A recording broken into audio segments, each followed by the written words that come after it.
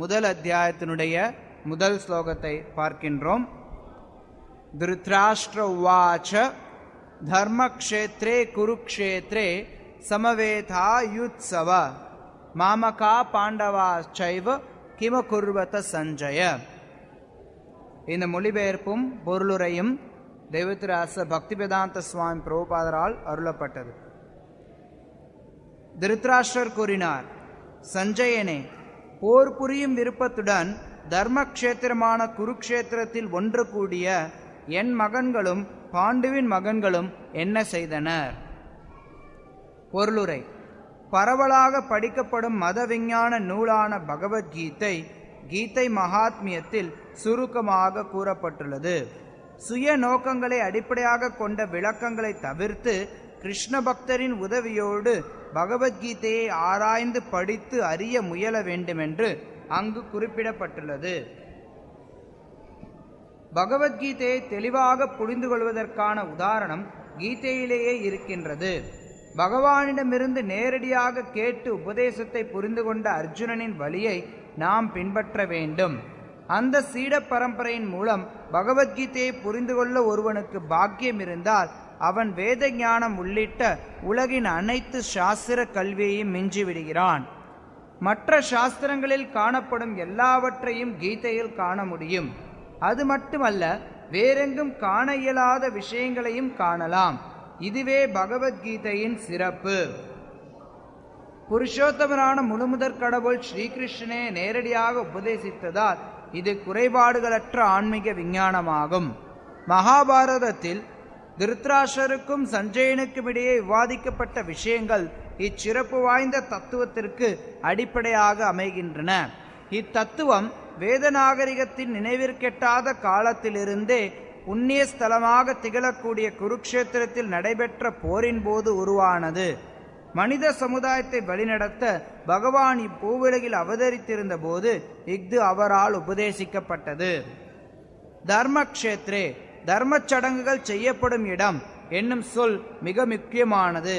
ஏனெனில் குருக்ஷேத்திர போர்க்களத்தில் அர்ஜுனனின் தரப்பில் புருஷோத்தமரான முழுமுதற் கடவுள் இருந்தார். கௌரவர்களின் தந்தையான திருத்ராஷ்டருக்கு தனது மகன்களின் இறுதி வெற்றி மிகவும் சந்தேகத்திற்குரியதாக இருந்தது.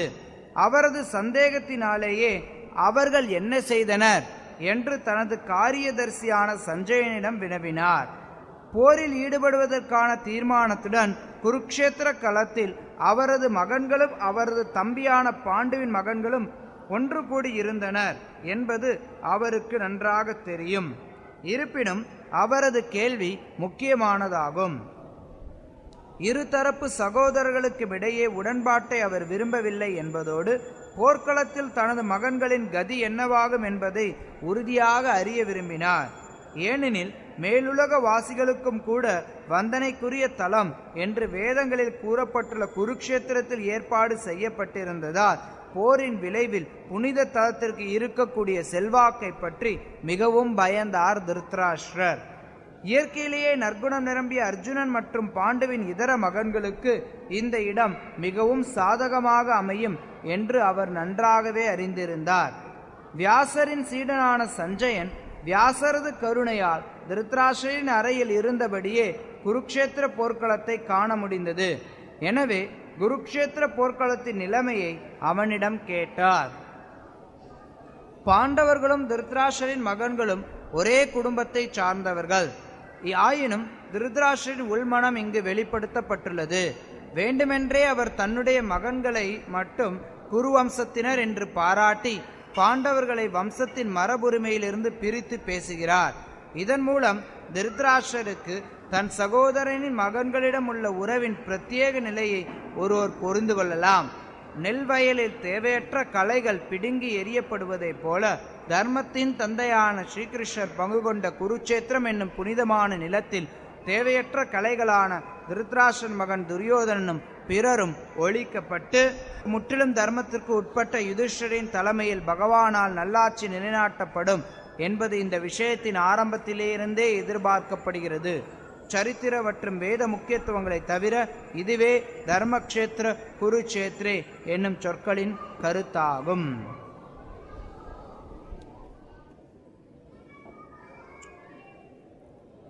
திருதராஷ்டிரர் கூறினார், சஞ்சயனே, போர் புரியும் விருப்பத்துடன் தர்மக்ஷேத்திரமான குருட்சேத்திரத்தில் ஒன்று கூடிய என் மகன்களும் பாண்டுவின் மகன்களும் என்ன செய்தனர்? இது பகவத்கீதையினுடைய ஆரம்பம். கீதையில் 700 ஸ்லோகங்கள் இருக்கு, 18 அத்தியாயங்கள் இருக்கு. இந்த 18 அத்தியாயங்களை கொண்ட பகவத்கீதையினுடைய முதல் அத்தியாயத்தின் முதல் ஸ்லோகம் இது. கீதையானது பொதுவா முழுமுதற் கடவுளான பகவான் ஸ்ரீகிருஷ்ணருக்கும் அர்ஜுனனுக்கும் இடையில நடக்கக்கூடிய வாதங்கள், அல்லது அதிகமாக பார்த்தோம் அப்படின்னா கிருஷ்ணர் அர்ஜுனனுக்கு உபதேசித்தது. சில நேரங்களில் அர்ஜுனன் கிருஷ்ணர் கிட்ட கேள்விகளையும் கேட்பான். அந்த கேள்விகளுக்கும் பகவான் கிருஷ்ணர் பதில் உரைப்பார். இங்க இந்த பகவத்கீதையானது திருதராஷ்டிரருடைய கேள்வியோடு ஆரம்பமாகும். திருதராஷ்டிரர் கௌரவர்களின் தந்தை, பாண்டவர்களினுடைய பெரியப்பா. பாண்டவர்களுக்கும் கௌரவர்களுக்கும் நடுவில் குருக்ஷேத்திரத்தில் போர் ஏற்பாடு செய்யப்பட்டிருந்தது. அந்த போர்ல 2 தரப்பினரும் என்ன செய்தனர் அப்படிங்கிற கேள்வியோட இந்த பகவத்கீதை ஆரம்பமாகும். இதை தொடர்ந்து சஞ்சயன் பதில் சொல்வார். யாரெல்லாம் எந்த தரப்புல இருக்கிறாங்க அப்படிங்கிறத சொல்லிட்டு போர் ஆரம்பமாகும். போர் ஆரம்பமாகும் போது அர்ஜுனன் சொல்லுவான், கிருஷ்ணா, ரதத்தை 2 சேனைகளுக்கு நடுவில் போய் நிறுத்துங்க. யார் இரு தரப்பிலும் இருக்கிறாங்க அப்படிங்கிறத நான் பார்க்கணும் அப்படின்னு விருப்பப்படுவான். அதன்படி கிருஷ்ணர் ரதத்தை நடுவில் கொண்டு போய் நிறுத்தினதுக்கு அப்புறம் அர்ஜுனன் ஒரு வகையான மாயைக்கு உட்படுத்தப்படுவான். பகவான் கிருஷ்ணருடைய ஏற்பாட்டின்படி அர்ஜுனன் குழம்பிடுவான். நான் என்ன செய்யணும் என்ன செய்யக்கூடாது அப்படிங்கிற விஷயத்துல அர்ஜுனனுக்கு ஒரு குழப்பம் ஏற்படும். ஏன்னா எதிர்த்தரப்புல இருக்கிறவங்க எல்லாம் என்னுடைய உறவினர்கள். அந்த உறவினர்களை நான் எப்படி தாக்குறது? உறவினர்களை தாக்கணும்னா நமக்கு பாவம் வந்து சேருமே, நமக்கு இதனால எந்த ஒரு இன்பமும் வராது, சமுதாயம் சீர்கெட்டு போயிடும். எல்லா பெரியோர்களும் அழிஞ்சிட்டாங்க அப்படின்னா இந்த சமுதாயத்துல காப்பதற்கு யாருமே இருக்க மாட்டாங்க.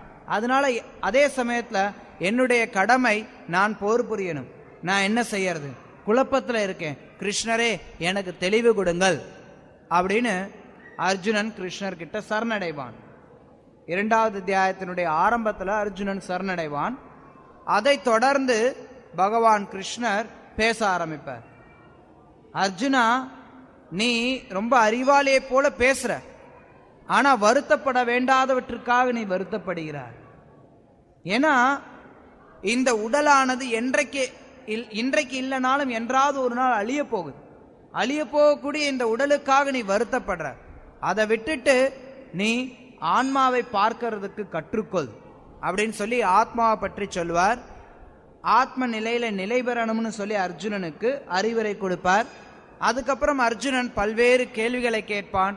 அந்த கேள்விகள் ஒவ்வொன்றுக்கா கிருஷ்ணர் பதிலளிக்க பகவத்கீதை நீண்டு 18 அத்தியாயம் வரைக்கும் போகும். கீதையினுடைய இறுதியில பகவான் கிருஷ்ணர் எல்லாவற்றையும் சுருக்கமாக கீதையினுடைய தாத்பரியம் என்ன அப்படிங்கிறத சொல்லித் தருவார். அதாவது கீதையினுடைய தாத்பரியம் நம்ம எல்லோரும் பகவான் கிருஷ்ணருக்கு பக்தி செய்யணும் அப்படிங்கிறது. அதை கிருஷ்ணர் சொல்லுவார், எப்போதும் என்னை பற்றி நினைத்து கொண்டிரு, என்னுடைய பக்தனாக உன்னுடைய வணக்கங்களை எனக்கு தெரிவிப்பாயா. இப்படி நீ செய்தா எப்படின்னா நீ என்னிட்டேவே வந்து சேருவார், இதுல எந்த சந்தேகமும் கிடையாதுன்னு சொல்லி அர்ஜுனனுக்கு கிருஷ்ணர் உறுதி கொடுப்பார். உறுதி கொடுத்து சொல்லுவார், அர்ஜுனா, நீ என்னிடம் சரணடை, நான் உன்னை எல்லா பாவ விளைவுகளிலிருந்தும் விடுவிக்கிறேன், மோட்சமும் அளிக்கிறேன், பயப்படாதே அப்படின்னு கிருஷ்ணர் உறுதி கொடுத்ததுக்கு அப்புறம் அர்ஜுனன் என்னுடைய மயக்கம் தெளிவடைந்து விட்டது அப்படின்னு சொல்லி மறுபடி போர்க்களத்துல போர் புரியறதுக்கு முன் வருவான். ஸோ இது பகவத்கீதையில ஒரு மேலோட்டமா நம்ம பார்த்தோம்னா இதுதான் பகவத்கீதை நம்ம தெரிஞ்சுக்கலாம். ஆனா கீதை அப்படிங்கிறது ஏதோ அர்ஜுனன் வெறுமன குழம்பிய நிலையில இருந்தான், அவனுக்கு சாதாரணமா அறிவூட்டுறதுக்காக சொல்லப்பட்டது அப்படின்னு கிடையாது. அர்ஜுனன் பகவான் கிருஷ்ணருடைய நிரந்தரமான நண்பன். அவன் எக்காரணம் கொண்டும் குழப்பத்திற்கு உட்பட மாட்டான். ஆனா பகவான் கிருஷ்ணர் அர்ஜுனனை உபயோகித்து நம்ம எல்லோருக்கும் பகவத்கீதையை கொடுத்திருக்கார். பகவத்கீதை அப்படிங்கிறது மனித சமுதாயத்தினர் அனைவரும் அவசியமாக தெரிந்து கொள்ள வேண்டிய அத்தியாவசியமான புத்தகம். இன்னைக்கு உலகத்துல எத்தனையோ பேர் எத்தனையோ புஸ்தகத்தை படிக்கிறாங்க. எவ்வளோ விஷயங்களை நம்ம படிக்கிறோம், எவ்வளவோ செய்தித்தாள்களை நம்ம படிக்கிறோம். ஆனா அது எதுவுமே பலனில்லாம போயிடுது. நான் சில நேரங்களில் சொல்றது உண்டு, today's news paper is tomorrow's waste paper. நாம எவ்வளவோ நியூஸ் பேப்பர் படிக்கிறோம், அது என்ன ஆகுது, நாளைக்கு அது வேஸ்ட் பேப்பர் ஆயிடுது. ஏன்? அதனால எந்த பலனும் கிடையாது. நாளைக்கு இன்றைக்கு அது பலனுள்ளதாக தெரிகிற பட்சத்திலையும் நாளைக்கு அதுல எந்த பலனும் கிடையாது. நம்ம படிக்கக்கூடிய பாட புத்தகங்களும் அதே போலத்தான் இருக்கு. நம்ம எத்தனையோ பாட புத்தகங்கள், 1ஆம் கிளாஸ் படிச்ச பாட புத்தகம் 2வது வகுப்பு போகும்போது பலனற்றதாயிடுது. நிறைய பேர் இடக்கடையில கொண்டு போய் போட்டுருவாங்க. யாருமே அதை வச்சுக்கிறது கிடையாது. யாராவது வச்சுக்கிறாங்களா? நிச்சயமா கிடையாது. என்ன படிச்சாலும் படிச்சு முடிச்சதுக்கு அப்புறம் அந்த புத்தகம் இடக்கடைக்கு போயிடும், இல்ல பொட்டலம் அடிக்கிறதுக்கு போயிடும், எதுக்காவது போயிடும். ஆனா பகவத்கீதை இது அப்படிப்பட்ட புத்தகம் அல்ல.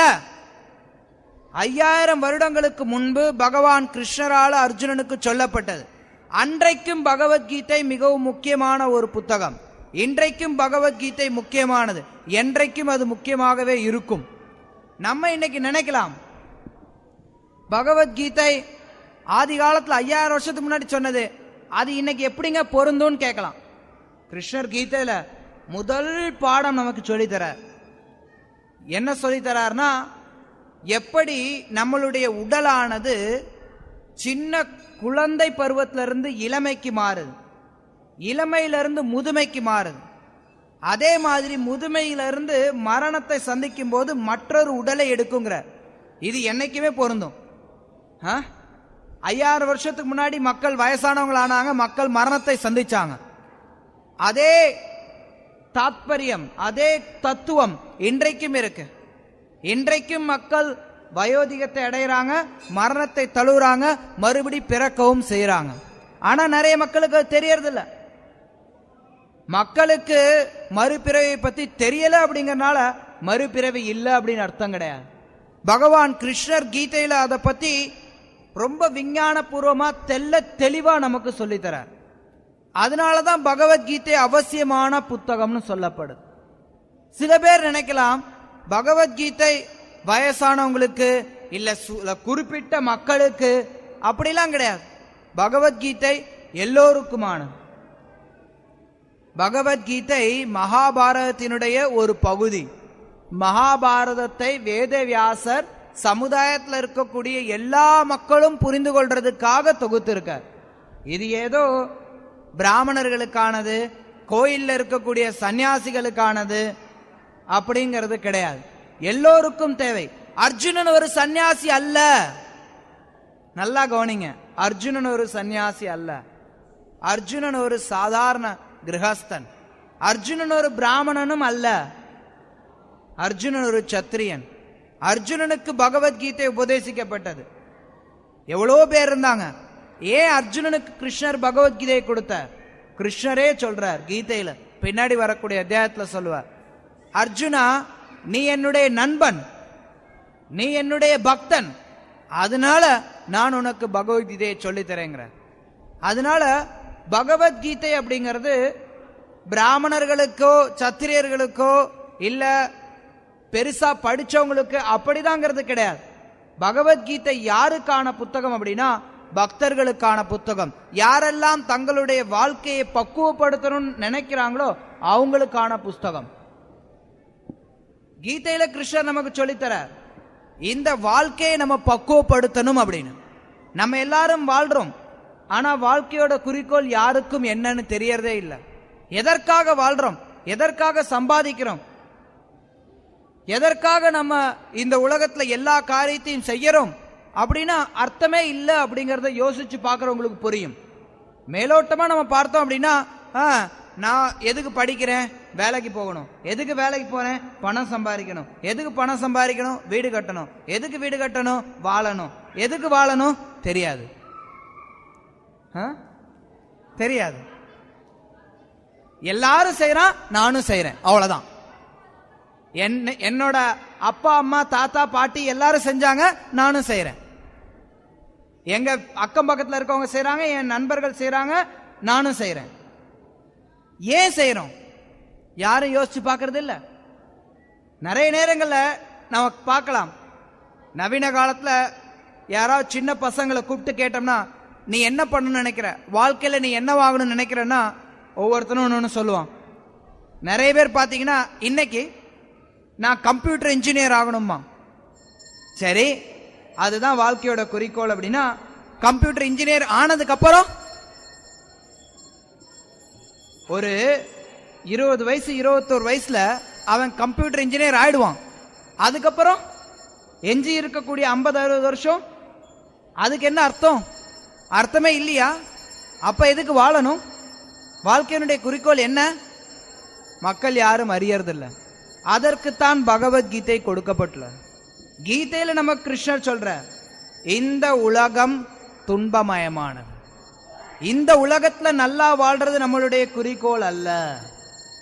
நிறைய பேர் நினைக்கிறாங்க, நான் இந்த உலகத்துல நிறைய சம்பாரிச்சு பெரிய மனுஷனா ஆகணும், அதுதான் வாழ்க்கையோட குறிக்கோள் அப்படின்னு. இதெல்லாம் தற்காலிகமான குறிக்கோள்.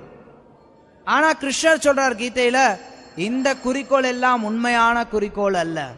ஏன்னா இந்த உலகத்துல யாருமே மகிழ்ச்சியா வாழ முடியாது. இந்த உலகமே பகவான் ஒரு சிறைச்சாலை போல அமைச்சிருக்க. சிறைச்சாலைக்குள்ளார நான் நிம்மதியா இருக்கலாம், மகிழ்ச்சியா இருக்கலாம் அப்படின்னு எதிர்பார்க்க முடியுமா? இது ஒரு சிறைச்சாலை. இதுக்குள்ளார நீங்க என்ன எதிர்பார்க்க முடியும்? துன்பத்தை தான் எதிர்பார்க்க முடியும். கிருஷ்ணர் சொல்றார், இது ஒரு சிறைச்சாலை, இதுல நீ இருக்காத, இதுல இருக்க வேண்டியவன் அல்ல நீ. இந்த சிறைச்சாலையை விட்டு வெளியில வா. இந்த சிறைச்சாலையை விட்டு வெளியில என்னுடைய லோகத்திற்கு வா. என்னுடைய உலகத்திற்கு நீ வந்த அப்படின்னா மறுபடியும் இந்த உலகத்திற்கு வர வேண்டிய அவசியம் கிடையாது. கிருஷ்ணர் நம்ம எல்லோரையும் அவருடைய உலகத்திற்கு வருமாறு அழைப்புதல் விடுக்கிறார். அதற்காகத்தான் பகவான் கிருஷ்ணர் பகவத்கீதையை கொடுத்தார். நம்மளுடைய வாழ்க்கையினுடைய துன்பத்திலிருந்து நிரந்தரமா விடுதலை பெறது எப்படி, ஏன் விடுதலை பெறணும், எப்படி விடுதலை பெறணும், இந்த விஷயங்களை சொல்லி தர்றதுக்காகத்தான் கிருஷ்ணர் கீதையை கொடுத்திருக்கார். ஏதோ கதை கேட்டுட்டு போறதுக்கானது கிடையாது. யாரெல்லாம் பகவத்கீதை உண்மையுருவில, இங்க பார்த்தோம்னா நம்மளுடைய ஆச்சாரியர் ஸ்ரீல பிரபுபாதர் இந்த பகவத்கீதைக்கு பகவத்கீதை உண்மையுருவில்னு தலைப்பு கொடுத்தார். ஏன் அவர் பகவத்கீதை உண்மையுருள்னு தலைப்பு கொடுத்தார் அப்படின்னா, எத்தனையோ பகவத்கீதை இருந்தாலும், அதாவது கடை தெருவில் போனோம் அப்படின்னா நிறைய பேர் பகவத்கீதை விற்கிறாங்க. ஆனா எத்தனையோ பகவத்கீதை இருந்தாலும் கீதைய உண்மையா தெரிஞ்சுக்கணும் அப்படின்னா முறையான சீட பரம்பரையின் மூலமா வர்றவங்க கிட்ட இருந்து தெரிஞ்சுக்கணும். கிருஷ்ணர் கீதையில சொல்றார், இந்த ஞானமானது பரம்பரையின் மூலமாக பெறப்பட வேண்டும் அப்படின்னு. ஏன்னா பகவத்கீதை ரொம்ப சூக்ஷ்மமானது, நம்மளால எளிதில் புரிந்து கொள்ள இயலாதது, அது ரொம்ப நுணுக்கமானது. இந்த நுணுக்கங்களை வெறுமனே நம்மளா படிச்சு தெரிஞ்சுக்கலாம் அப்படின்னா முடியாது. அதற்கென்று ஒரு குரு சிஷ்ய பரம்பரை வேணும். பரம்பரை மூலமா வரக்கூடிய ஆச்சாரியர்கள், அவங்களுக்கு பகவத்கீதை தெரியும், அவங்க நமக்கு எடுத்து சொல்லுவாங்க. யாராவது ஒருத்தர் நீங்க போய் கேட்கலாம், வெளியில போர்டு போட்டிருக்கலாம், ஏதாவது ஒரு கிளினிக்னு போர்டு போட்டிருக்குன்னு வச்சுக்கோங்க. அவங்க உள்ள இருக்கக்கூடியவர் ஒரு டாக்டர் நீங்க நினைக்கிறீங்க, சரியா? அந்த டாக்டர் அவர்கிட்ட போய் கேட்குறீங்க, நீங்க எந்த காலேஜில் சார் படிச்சீங்க அப்படின்னு. அப்ப அவர் சொல்றாருன்னு வச்சுக்கோங்க, இல்ல இல்ல நான் கல்லூரிக்கெல்லாம் போய் படிக்கல, நானே புஸ்தகத்தை எடுத்து வச்சு படித்தேன், அது மூலமா நானே கத்துக்கிட்டேன், எனக்கு எல்லா அறுவை சிகிச்சையும் பண்ண தெரியும், உங்களுக்கு என்ன இதயத்தில் பிரச்சனையா, நான் உங்களுக்கு அறுவை சிகிச்சை பண்ணி தரேன் அப்படின்னா எத்தனை பேர் போவீங்க? ஏன் போக மாட்டோம்? வெறுமன புத்தகத்தை மட்டும் வச்சு படிச்சா பத்தாது. அவரு அறுவை சிகிச்சை பண்றேன்னு சொல்லிட்டு நம்ம எங்க போகணுமோ அங்க அனுப்பி விட்டுருவார். நம்மளுடைய வாழ்க்கை முடிஞ்சு போயிடும். அதனால நம்ம வெறுமன புத்தக அறிவை வச்சிருக்கக்கூடிய ஒரு சாதாரண மருத்துவர்கிட்டயே போறதில்ல. அப்படி பார்க்கறப்ப மிக உயர்ந்த அறிவு பகவத்கீதை. கிருஷ்ணர் கீதையில சொல்றார், இது ராஜ வித்யா ராஜகுஹ்யம். இருக்கறலே மிக உயர்ந்த அறிவு, இருக்கறலே மிகவும் ரகசியமான அறிவு. இந்த அறிவை நம்மளா புஸ்தகத்தை படிச்சு எப்படி தெரிஞ்சுக்க முடியும்? அதனாலதான் கிருஷ்ணர் சொல்றார், யாரொருத்தர் இந்த தத்துவத்தை உண்மையில் கண்டவர், தத்துவதர்ஷி, அத்தகைய நபரை அணுகி அவரிடமிருந்து அடக்கமாக கேள்விகள் கேட்டு இந்த உயர்ந்த விஞ்ஞானமான பகவத்கீதையை நம்ம புரிந்து கொள்ள வேண்டும். நமக்கு தேவையில்லை அப்படின்னு நம்ம ஒதுக்க முடியாது. ஏன்னா வாழ்க்கையில எவ்வளவோ இன்னல்கள், இவ்வளவுதான் கிடையாது, எவ்வளவோ பிரச்சனைகள், எல்லாவற்றுக்கும் பகவான் கிருஷ்ணர் நிரந்தரமான தீர்வை கொடுக்கிறார். பகவத்கீதை அதற்காக, நம்மளை அவருடைய லோகத்திற்கு அழைப்பதற்காக கீதை கொடுக்கிறார் கிருஷ்ணர். அதனால கீதையை நம்ம முறையான பரம்பரையிலிருந்து தெரிஞ்சுக்கணும். அதனாலதான் நம்மளுடைய ஆச்சாரியர் இஸ்கான் அகில உலக கிருஷ்ண பக்தி இயக்கத்தினுடைய ஸ்தாபக ஆச்சாரியர் தேவத்திரு ஆச பக்தி வேதாந்த சுவாமி பிரபுபாதர், அவர் இந்த பகவத்கீதைக்கு பகவத்கீதை உண்மையுள்னு பேர் கொடுத்தார். அவர் ஏதோ இந்த இஸ்கான் அமைப்பை ஏற்படுத்தினார், ஆனால் அவரே இந்த சம்பிரதாயத்தை தானா ஆரம்பிச்சாருங்கிறது கிடையாது. அவருடைய குரு ஸ்ரீல பக்தி சித்தாந்த சரஸ்வதி தாக்கூர், அவருடைய குரு ஸ்ரீல கௌரகிஷோர் தாஸ் பாபாஜி மகாராஜ், அவருடைய குரு ஸ்ரீல பக்தி வினோத் தாக்கூர். இப்படி குரு பரம்பரையில நீங்க முன்ன போனீங்க அப்படின்னா இறுதியில கிருஷ்ணரை நீங்க அடைவீங்க. இந்த பரம்பரையானது கிருஷ்ணரிடமிருந்து, பிரம்மாவிடமிருந்து, நாரதர் வழியாக, வியாசர் வழியாக, மத்வாச்சாரியர் வழியாக பரம்பரையில வந்து வழியில சைத்தன்ய மகாபிரபு மூலமா மீண்டும் பரம்பரையில தொடர்ந்து வந்த ஒரு ஆச்சாரியர் தேவத்திரு ஆச பக்தி வேதாந்த சுவாமி பிரபுபாதர். அதனால அவர் பகவத்கீதை உண்மையுள்னு கொடுத்தார். இந்த பகவத்கீதை உலகம் முழுக்க எத்தனையோ மாற்றங்களை ஏற்படுத்தி இருக்கு. எத்தனையோ மக்கள் வாழ்க்கையினுடைய குறிக்கோளை உணர்ந்திருக்காங்க பகவத்கீதை உண்மையுருவிலை படித்து. எத்தனையோ பகவத்கீதை இருந்தது. ஸ்ரீல பிரபுபாதர் ஆங்கிலத்துல பகவத்கீதையை கொடுப்பதற்கு முன்பு எத்தனையோ பகவத்கீதை இருந்தது. ஆனா யாருமே பக்தர் ஆகல. ஏன்னா பரம்பரை மூலமாக அந்த செய்தி கொடுக்கப்படவில்லை. செய்தியானது பரம்பரை மூலமாக பெற்று யாரொருத்தர் கீதையின் கருத்துக்களை உணர்ந்திருக்காங்களோ அவர்களால் கொடுக்கப்பட வேண்டும். அத்தகைய ஆச்சாரியர், அத்தகைய உயர்ந்த பக்தர், அவர் கீதையில தன்னுடைய சொந்த கருத்துக்கள் எதையும் திணிக்க மாட்டார். கீதையில கிருஷ்ணர் சொல்லக்கூடிய கருத்துக்கள் எதையும் விளக்கவும் மாட்டார். அத்தகைய ஆச்சாரியரே பகவத்கீதையை பற்றி பேசுவதற்கு, பகவத்கீதையை பற்றி எழுதுவதற்கு தகுதி வாய்ந்தவர். அப்படிப்பட்ட ஆச்சாரியரான ஸ்ரீல பிரபுபாதத்திலிருந்து நம்ம பகவத்கீதையை கேட்டோம் அப்படின்னா கீதையினுடைய பலனை நம்மளால அடைய முடியும். கீதையினுடைய பலன் என்ன? குருக்ஷேத்திர போர்க்களத்தில் 2 பேரும் கூடி இருந்த சூழ்நிலையில உபதேசிக்கப்பட்ட கீதையானது வாழ்க்கை அப்படிங்கிற நம்மளுடைய போர்க்களத்திலிருந்து நம்ம விடுபடுறதுக்கு நமக்கு மிக முக்கியமான கருவியாக அமையும். பகவத்கீதை நமக்கு கற்றுக் கொடுக்குது வாழ்க்கை என்ன. இந்த உலகத்துல வாழ்றது கிடையாது வாழ்க்கை. இந்த உலகம் துன்பமயமானது. இதிலிருந்து நம்ம விடுபடணும். நான் முன்னவே சொன்னேன், இந்த உலகம் துன்பமயமானது.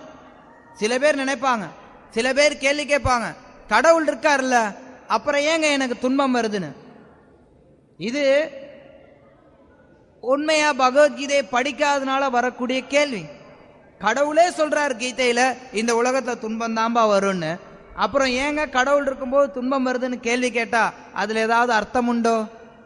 இல்லை. ஏன்னா பகவான் இந்த உலகத்தை அப்படித்தான் படைச்சிருக்கார். நம்ம எல்லோரும் உணரணும். நம்ம யாரும் உணர்றது கிடையாது. நம்ம எல்லோரும் நம்மள இப்ப இந்த உடலோடு அடையாளப்படுத்தி வச்சுட்டு இருக்கோம். நம்ம இந்த உடல்னு நினைச்சுட்டு இருக்கோம். இந்த உடலானது இன்றைக்கு இருக்கும், நாளைக்கு இருக்காது. ஆனா கிருஷ்ணர் சொல்றார், நாம் இந்த உடல் அல்ல, ஆத்மா அப்படிங்கறத நமக்கு எடுத்துரைக்கிறார். நம்மளும் புரிஞ்சுக்கலாம், எளிமையா புரிஞ்சுக்கலாம். நம்ம எல்லோருமே கை குழந்தையா இருந்திருக்கோமா இல்லையா? இங்க யாராவது எடுத்தறி 20 வயசு வாலிபனா வந்தீங்களா? கிடையாது. நீங்க வந்திருக்கீங்களா? உங்களுக்கு என்ன வயதாகுது? இப்ப 30. நீங்க எடுத்தறி 30 வயசு இளைஞனா வந்துட்டீங்களா? கிடையாது. கை குழந்தையா இருந்தீங்க. அப்ப உங்களுக்கு ஒரு உடல் இருந்தது. அந்த உடல் எங்க போச்சு? அந்த உடல் எங்க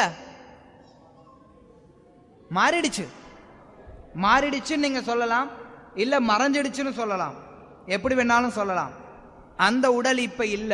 ஆக மொத்தம் 10 வயசு சிறுவனா இருந்தப்ப இருந்த உடல் இப்ப இல்ல. நீங்க 50 வயது அடையும் போது இப்ப உங்களுக்கு இருக்கக்கூடிய உடல் இருக்க போறது இல்ல. 70-80 வயசுல உடல் மேலும் மாறிடும்.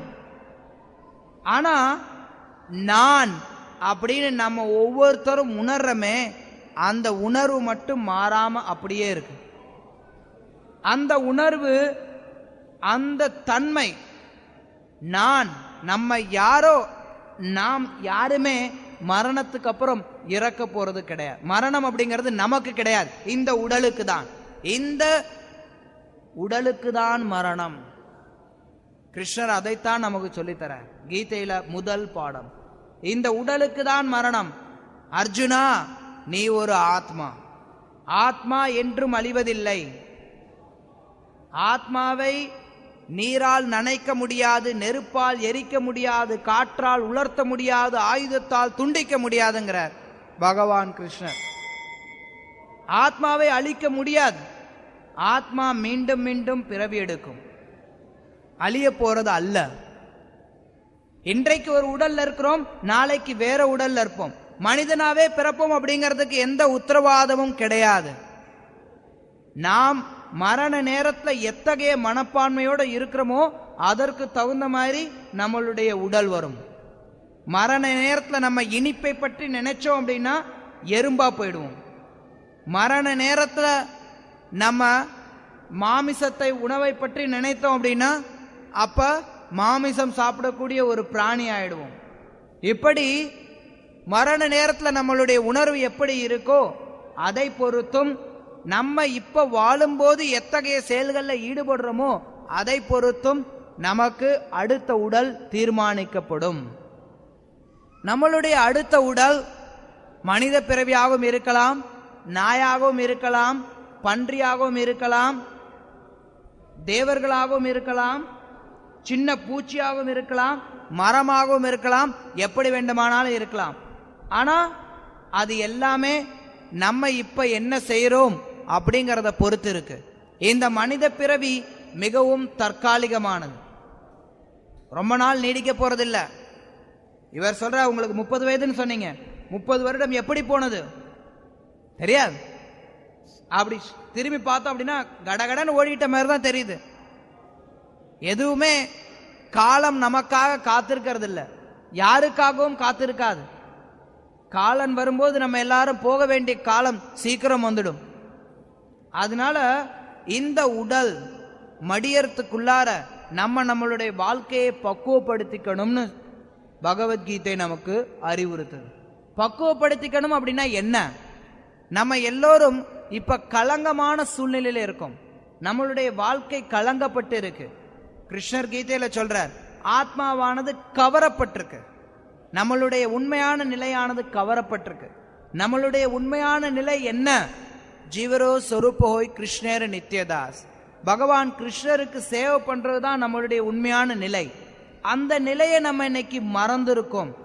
அந்த நிலை மறந்துருக்கிறதுனால நம்ம இன்றைக்கு இந்த உலகத்துல மாட்டிக்கிட்டு இருக்கோம்.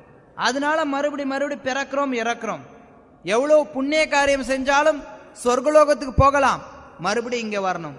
நிறைய பேர் நினைப்பாங்க, வாழ்க்கையோட குறிக்கோள் சொர்க்கத்துக்கு போகணுங்க, சொர்க்கத்துக்கு போனா மறுபடியும் இங்க திரும்பி வந்தே ஆகணும். கிருஷ்ணர் கீதையில சொல்ற, ஆ பிரம்ம புவனாலோகா புனராவர்த்தினோ அர்ஜுனா. அர்ஜுனா, பிரம்மலோகத்திலிருந்து பாதாள லோகம் வரைக்கும் எல்லா உலகத்திலையுமே பிறப்பும் இறப்பும் இருந்து கொண்டே இருக்கும். அங்க போனா சந்தோஷமா வாழலாம், ஆனா பேலன்ஸ் முடிஞ்சதையும் திரும்பி இங்க வரணும். உங்ககிட்ட சில லட்சம் பணம் இருக்கு அப்படின்னா நீங்க அதை அனுபவிக்கிறதுக்காக இங்க இருந்து விமானத்துல டிக்கெட் வாங்கிட்டு சிங்கப்பூருக்கோ அமெரிக்காவுக்கோ போயிட்டு அனுபவிக்கலாம். ஆனா அந்த பணம் தீர்ந்ததுக்கு அப்புறம் மறுபடியும் இங்க வரணும் நீங்க. அதே மாதிரிதான் சொர்க்கலோகத்துக்கு நீங்க போனாலும் எவ்வளவுக்கு எவ்வளவு வேகமா செலவு பண்றீங்களோ அவ்வளவுக்கு எவ்வளவு சீக்கிரமா இங்க வந்துடுவீங்க. சொர்க்கலோகத்துக்கு போனாலும் திரும்பி வரணும், நரகலோகத்துக்கு போனாலும் திரும்பி வரணும். இந்த லோகத்துல நம்ம என்ன செய்யறோமோ அதை பொறுத்துதான் மேலையும் கீழையும் போயிட்டே இருப்போம், சுத்திக்கிட்டே இருப்போம்.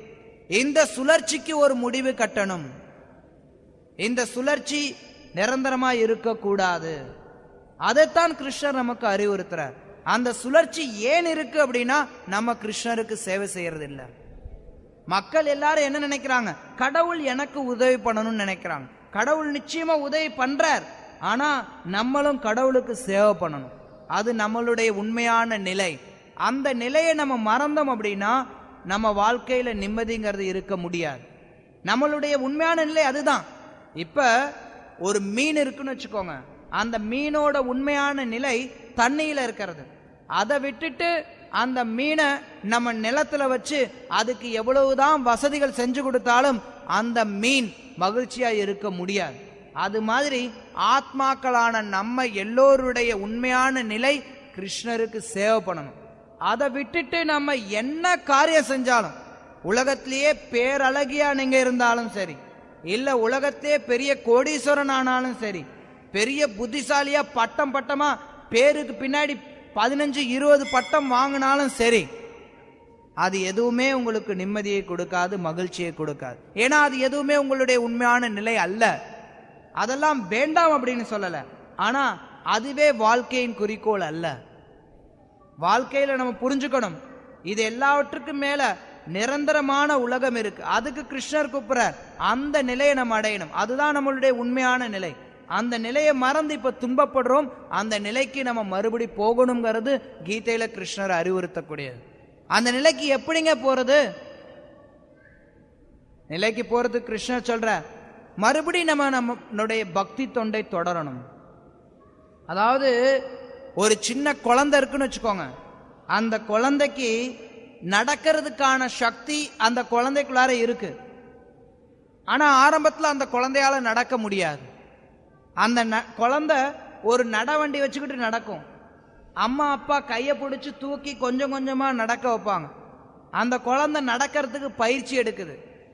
நடக்கிறதுக்கு பயிற்சி எடுக்கும் போது காலப்போக்கில் அந்த குழந்தை தானா நடக்கிறதுக்கு முடியுது.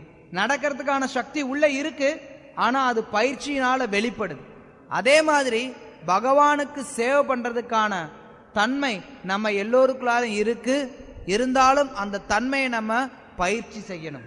அத்தகைய பயிற்சி தான் பக்தி தொண்டு, பக்தி யோகம் அப்படின்னு அழைக்கப்படுது. யோகம் அப்படின்னா இணைக்கிறதுன்னு அர்த்தம். பகவானையும் நம்மையும் இணைக்கக்கூடிய இணைக்கக்கூடிய வழிமுறைகள் யோகம் அப்படின்னு சொல்லப்படுது. யோகத்துல பல முறைகள் இருக்கு. கர்ம யோகம், ஞான யோகம், தியான யோகம், பக்தி யோகம்.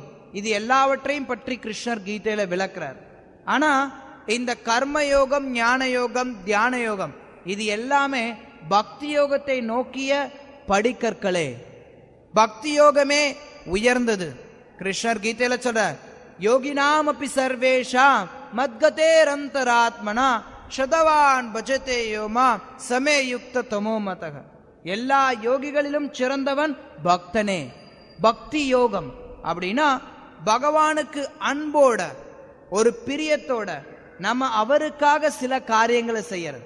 அவருக்காக நம்ம என்ன செய்ய முடியும்?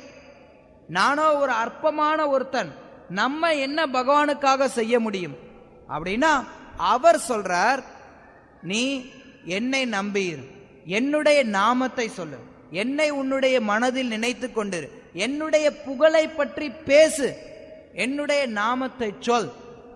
அதுதான் பக்தி. பக்தி அப்படின்னா பகவானை பற்றி கேட்கறது. இப்ப நீங்க இங்க உட்கார்ந்து பகவானை பற்றி கேட்கிறீங்க, இது பக்தியில ஒரு அங்கம்.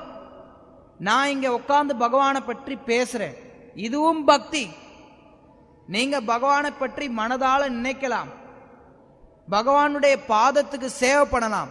இந்த கோயில் இருக்கு அப்படின்னா இந்த கோயிலானது பகவானுடைய அவருடைய சரீரம் மாதிரி. இந்த கோயில் பகவானுடைய பாதத்துக்கு சேவை பண்றது அப்படின்னா லக்ஷ்மி தாயார் அவங்க மட்டும்தான் பாதத்துக்கு சேவை பண்றாங்க அப்படின்னு அல்ல.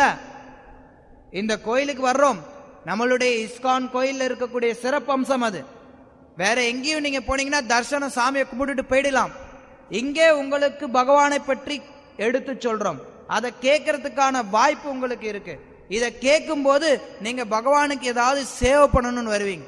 இந்த கோயில் இருக்கு, இந்த கோயிலை நீங்க கூட்டி துடைக்கலாம், கோயில்ல ஏதாவது கைங்கரியம் பண்ணலாம். கோயில்ல நம்ம செய்யக்கூடிய கைங்கரியம் அதெல்லாம் பக்தி தொண்டுடைய பல்வேறு நிலைகள், பல்வேறு அங்கங்கள். பகவானுக்கு சேவகனா இருக்கிறது, நம்மை முற்றிலுமா பகவான்கிட்ட ஒப்படைக்கிறது. இப்படி பல விதத்துல நம்ம பக்தி தொண்டை ஆற்றலாம். அப்படி பக்தி தொண்டை நம்ம செய்யும் போது படிப்படியா நம்ம கிட்ட இருக்கக்கூடிய களங்கங்கள் எல்லாம் போய் நம்ம பகவானை நேரடியாக உணர முடியும்.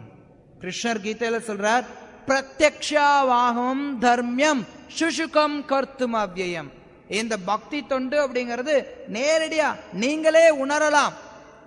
இது வெளியில இருந்து யாரும் எதுவும் சொல்லித்தர தேவையில்லை.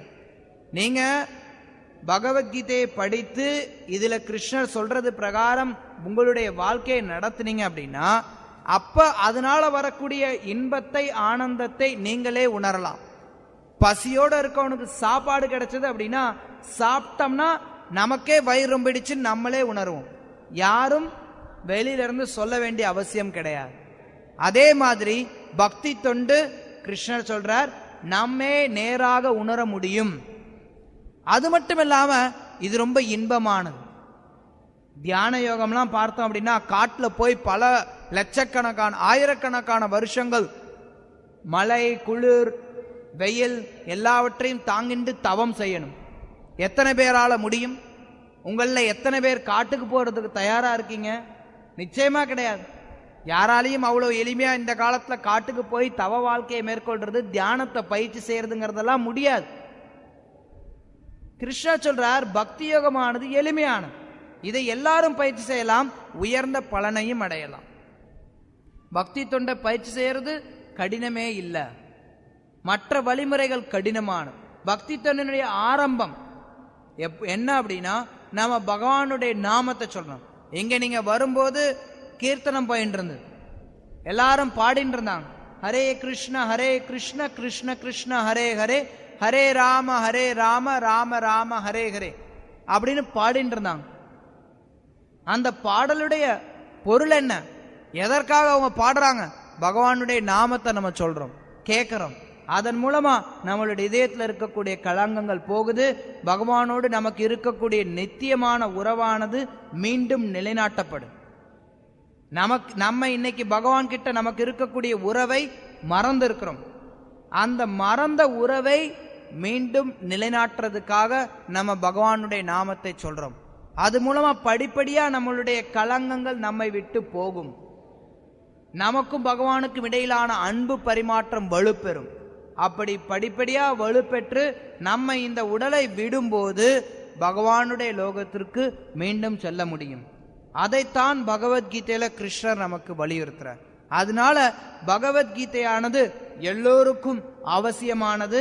யாரும் பகவத்கீதை எனக்கு தேவையில்லை, வயசானதுக்கு அப்புறம் பார்க்கலாம், எனக்கு நேரம் இல்லை இப்படின்னு சாக்கு போக்கு சொல்லி பகவத்கீதையை தயவு செய்து ஓரம் ஒதுக்கி வைக்காதீங்க. பகவத்கீதை அவசியமானது, வாழ்க்கைக்கு முக்கியமானது. அதனால அதை நீங்க படிக்கணும், தொடர்ந்து இங்க வந்து கேட்கணும். இங்க தினமும் பகவத்கீதை வகுப்புகள் நடத்துறதுக்கு நாங்க ஏற்பாடு செய்து கொண்டு இருக்கோம். உங்களால தினமும் வர முடியலனா கூட நீங்க எப்பெல்லாம் வரீங்களோ அப்ப இங்க இருக்கக்கூடிய பக்தர்கள்ட்ட பகவத்கீதையை பற்றி கேளுங்க. இது மாதிரி ஒரு முறையான வகுப்பு ஒரு ஆசனத்துல உட்கார்ந்து தான் ஒருத்தர் சொல்லிக் கொடுக்கணுங்கிறது கிடையாது. பகவத்கீதையை தனிப்பட்ட முறையில இங்க இருக்கக்கூடிய பக்தர்கள் நீங்க வரும்போது பல பக்தர்களை நீங்க சந்திக்கலாம். அவங்க கிட்ட நீங்க கேட்கலாம், பகவத்கீதையில என்ன இருக்கு எனக்கு சொல்லிக் கொடுங்க, நான் எப்படி பக்தியில முன்னேறது எனக்கு சொல்லிக் கொடுங்க அப்படின்னு நீங்க கேட்டீங்கன்னா பக்தர்கள் உதவி செய்யறதுக்கு தயாரா இருக்காங்க. அதனால இந்த அரிய வாய்ப்பை ஸ்ரீல பிரபுபாதர் இந்த உலகம் மொத்தத்துக்கும் கொடுத்திருக்கக்கூடிய இந்த அரிய வாய்ப்பை தயவு செய்து பயன்படுத்திக்கோங்க. அப்படி பயன்படுத்தி கொள்ளும் போது நீங்க உங்களுடைய வாழ்க்கையில பக்குவம் அடையலாம். ஹரே கிருஷ்ணா. யாருக்காவது ஏதாவது கேள்விகள் இருந்தால் கேட்கலாம். எந்த சந்தேகங்கள் இருந்தது அப்படின்னா கேட்டு தெளிவு பெற்றுக் கொள்ளுங்க. இதுவும் பக்தி தொண்டுல இருக்கக்கூடிய ஒரு அழகான ஒரு அம்சம். இங்க நாங்க ஏதோ சொல்றோம், நீங்க ஏதோ கேட்டுட்டு போறோம் அப்படிங்கிறது கிடையாது. கீதையில கிருஷ்ணர் பேசினார், அர்ஜுனன் கேட்டான், இருந்தாலும் அர்ஜுனன் சில விஷயங்களை கேள்வி கேட்டு தெளிவு பெற்றான். அது மாதிரி பக்தி தொண்டுல வரக்கூடியவர்களும் கேள்வி கேட்டு விஷயங்களை தெளிவுபடுத்திக் கொள்ள வேண்டியது அவசியம். சிலருக்கு எல்லார் மத்தியிலும் கேட்கறதுக்கு கூச்சம் இருக்கலாம். அப்படி இருக்கவங்க கூட இந்த வகுப்பு இப்ப நான் முடித்துக் கொள்றேன். இதை தொடர்ந்து சந்தேகம் இருக்கவங்க கூட என்கிட்ட தனிப்பட்ட முறையில் வந்து பேசிக்கலாம். அதோடு சேர்ந்து நான் மீண்டும் உங்களுக்கு வலியுறுத்துறேன், தயவுசெய்து இந்த பகவத்கீதை உண்மை அறிவில் முறையான சிஷ்ய பரம்பரையின் மூலமா வரக்கூடிய இந்த புத்தகத்தை நீங்க வாங்கி பயன்பெறுங்கள். அங்க நம்மளுடைய புத்தக மேஜை இருக்கு பின்னாடி. அங்க பக்தர்கள் உங்களுக்காக பகவத்கீதை கொடுக்கறதுக்கு காத்திருக்காங்க. நீங்க இந்த வாய்ப்பை பயன்படுத்திக் கொள்ளுங்கள். ஹரே கிருஷ்ணா. ஸ்ரீல பிரபுபாத் கி ஜெய். பகவத்கீதை உண்மை அறிவில் கி ஜெய்.